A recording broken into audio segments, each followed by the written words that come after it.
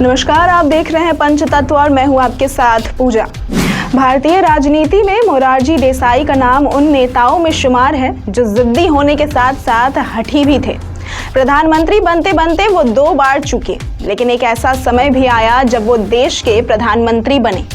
जीवन का आधा से अधिक समय कांग्रेसी के रूप में गुजारने वाले मोरारजी देसाई देश के एक पहले गैर कांग्रेसी प्रधानमंत्री बने।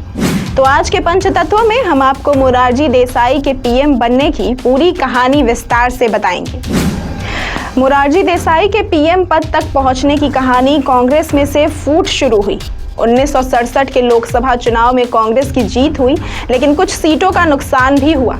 कुल 520 सीटों में से कांग्रेस को 283 सीटें मिली। करीब 78 सीटें कांग्रेस के हाथ से निकल गई। साथ ही 8 राज्यों में बहुमत भी नहीं मिली। पार्टी की गिरती साख को लेकर इंदिरा गांधी पर सवाल उठे। प्रधानमंत्री पद के लिए इंदिरा गांधी के अलावा एक बार फिर मोरारजी देसाई ने अपनी दावेदारी ठोकी। सिंडिकेट नेता के कामराज के काफी मान मनोबल के बाद मोरारजी देसाई मान गए और इंदिरा गांधी प्रधानमंत्री बनी।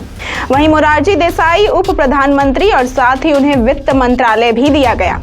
लेकिन इंदिरा गांधी और मोरारजी देसाई के रिश्ते में तल्खियां बढ़ती जा रही थी। इंदिरा के कई फैसले मोरारजी देसाई को नागवार गुजरते थे। इन्हीं में से एक फैसला बैंकों के राष्ट्रीयकरण का था। मोरारजी देसाई इसके बिल्कुल खिलाफ थे। हाल ऐसा हुआ कि इंदिरा गांधी ने उनसे वित्त मंत्रालय भी छीन लिया। हालांकि इंदिरा ने यह कहा कि मोरारजी देसाई उप प्रधानमंत्री बने रहेंगे। इंदिरा के इस निर्णय से आहत मोरारजी देसाई ने अपने पद से इस्तीफा दे दिया और आगे चलकर यही कांग्रेस में फूट का कारण बना। कांग्रेस पार्टी 2 हिस्सों में बंट गई। कांग्रेस आर यानी कि इंदिरा गांधी की पार्टी और कांग्रेस ओ जिसमें कि के कामराज, मोरारजी देसाई सहित सिंडिकेट के नेता थे। इसके बाद कांग्रेस ओ के नेताओं को सिंडिकेट और इंदिरा के पार्टी के नेताओं को इंडिकेट कहा जाने लगा। इसके ठीक बाद इंदिरा ने 18 महीने पहले ही लोकसभा को भंग कर दिया और 1971 में आम चुनाव का ऐलान कर दिया। उस वक्त विपक्ष ने नारा दिया, इंदिरा हटाओ। लेकिन इस चुनाव में बैंकों के राष्ट्रीयकरण का बड़ा फायदा इंदिरा गांधी को मिला और उनकी पार्टी को 520 में से 352 सीटें मिली।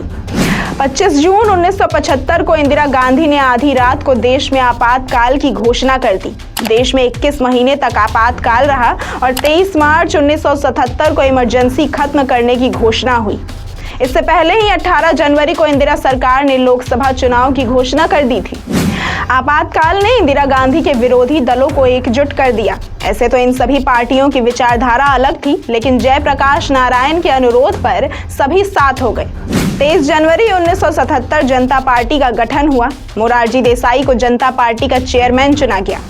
चुनाव में कांग्रेस के खिलाफ माहौल ऐसा था कि इंदिरा गांधी भी अपनी सीट बचा नहीं सकी। इस चुनाव में जनता गठबंधन ने 345 सीटों पर बम्पर जीत हासिल की। वहीं कांग्रेस 189 सीटों पर सिमट गई। जनता गठबंधन की जीत के बाद भी बड़ा सवाल यही था कि प्रधानमंत्री किसे बनाया जाए। इतिहासकार रामचंद्र गुहा ने अपनी किताब इंडिया आफ्टर गांधी में लिखा है, चरण सिंह के समर्थक सोचते थे कि उत्तर भारत में पार्टी की भारी विजय में उनके नेता का अहम योगदान है, इसलिए प्रधानमंत्री पद के वे स्वाभाविक दावेदार हैं। जगजीवन राम के लोग ये सोचते थे कि चूंकि उनके कांग्रेस छोड़कर आने से ही जनता पार्टी की इतनी बड़ी जीत हासिल हुई है, इसलिए उनके नाम पर विचार होना चाहिए। लेकिन सबसे बड़े दावेदार मोरारजी देसाई थे, जो 1964 और 1967 में करीब करीब प्रधानमंत्री बन ही गए थे। इस हिसाब से उनका दावा सबसे मजबूत था। उस वक्त हर तरफ यही चर्चा चल रही थी कि जेपी किसे पीएम बनाएंगे। 23 मार्च 1977 को तय हुआ कि अगले दिन जेबी कृपलानी और जेपी एक साथ बैठेंगे। फिर सभी सांसद पीएम पद के लिए अपनी चॉइस का नाम लिखकर चिट में उन्हें दे देंगे। जनार्दन ठाकुर के मुताबिक इसके बाद चरण सिंह के खेमे में खलबली मच गई। खुद राजनारायण हॉस्पिटल पहुंचे, जहां चरण सिंह एडमिट थे।